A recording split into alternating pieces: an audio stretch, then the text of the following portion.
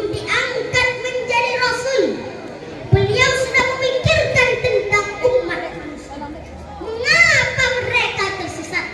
Mengapa mereka saling menindas? Dan mengapa tatanan kehidupan masyarakat demikian jahiliyah dan tersesat? Setelah diangkat menjadi rasul, beliau senantiasa berjuang untuk menyelamatkan umatnya dari kejahiliahan dan kesesatan yang bisa menyobloskan mereka masuk neraka.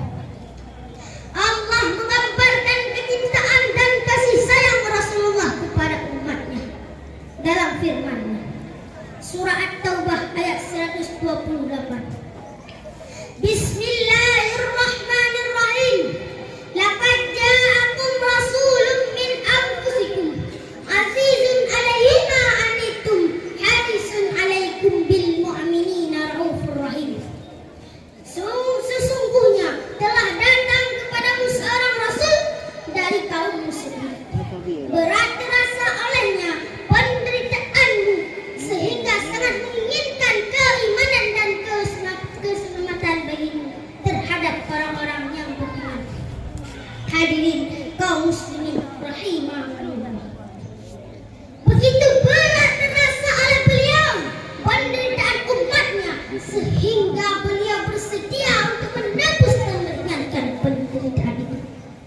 Misalnya, sakaratul maut yang demikian sakit saat menjelang wafat.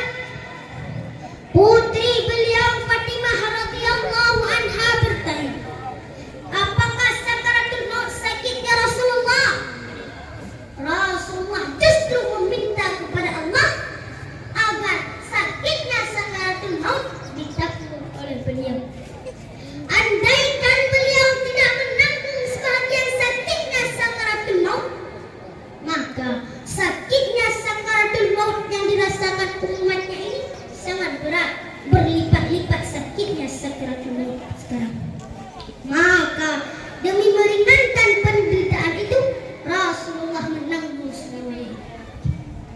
Maka beliau siang malam berdakwah, siang malam berdoa, dan ketika disakiti oleh kaumnya, hal itu tidak akan menghentikan dakwahnya.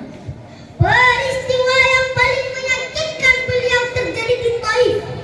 Saat itu dalam kondisi sedih karena ditinggal wafat istri tercinta Khadijah radhiyallahu anha dan Abu Talib paman sang pembela. Sepeninggal keduanya, beliau berdakwah ke Taif. Bukannya diterima dengan baik, penduduk Taif malah mengusir beliau dan melemparkan dengan batu. Dalam kondisi demikian, malaikat Jibril dan malaikat penjaga gunung datang memanggil Rasulullah sallallahu alaihi wasallam. Wahai Rasulullah, Allah sudah mengetahui perlakuan penduduk Taif terhadapmu. Apakah engkau mau aku timpakan dua gunung ini kepada mereka? Kata malaikat penjaga gunung. Apa jawaban Rasulullah? Tidak.